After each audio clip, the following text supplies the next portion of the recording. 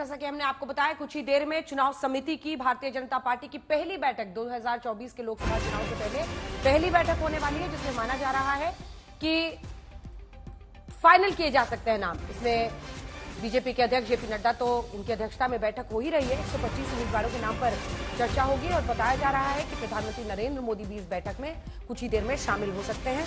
तमाम जो दिग्गज है पार्टी के चुनाव समिति के सदस्य हैं वो सभी इसमें शामिल होंगे। हमारे साथ हिमांशु इसी खबर पर जुड़ रहे हैं। हिमांशु, दिग्गजों के नाम हो सकते हैं क्या? प्रधानमंत्री से लेकर गृह मंत्री नितिन गडकरी, राजनाथ सिंह जी, सबका नाम हो सकता है इस लिस्ट में। क्या 125 नामों का ऐलान आज ही हो सकता है हिमांशु या कल हो? देखिए अंजना, मुझे लगता है आज सिर्फ नामों को लेकर चर्चा होगी। घोषणा जो है अगले 2 से 3 दिन के अंदर की जाएगी। लेकिन लगभग 125 नामों को लेकर चर्चा होगी और ये 125 नाम वो हैं।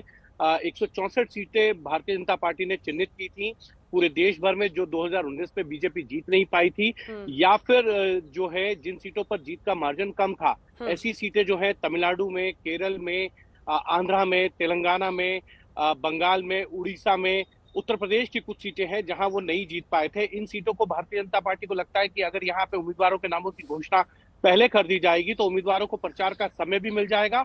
और साथ ही साथ जो है बीजेपी ने इन सीटों को लेकर एक रणनीति बनाई थी। इन सभी 164 सीटों को क्लस्टर्स में बांटा था।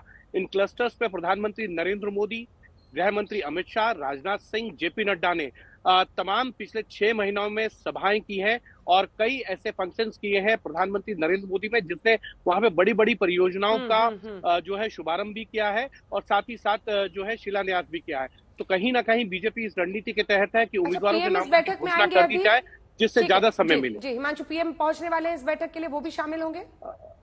जी बिल्कुल, प्रधानमंत्री नरेंद्र मोदी भी शामिल होंगे और आज की बैठक में गुजरात, मध्य प्रदेश, उड़ीसा, झारखंड, हरियाणा, असम के साथ साथ जो है तेलंगाना और आंध्र, इन प्रदेशों के उम्मीदवारों के नामों को लेकर चर्चा होगी। और बीजेपी इन प्रदेशों में बहुत कमजोर है और बीजेपी को लगता है कि अगर इन 164 सीटों में कुछ सीटों पर भारतीय जनता पार्टी जीतती है तो जो बीजेपी का मिशन है 370 सीटें जीतने का और एनडीए को 400 सीटें जिताने का, उसमें कहीं ना कहीं जो है भारतीय जनता पार्टी कामयाब हो सकती है। इन 164 सीटों में से भारतीय जनता पार्टी का मानना है कि इस बार जो है 50 से ज्यादा सीटें जो है भारतीय जनता पार्टी जीत सकती है। धन्यवाद आपका इस तमाम जानकारी के लिए।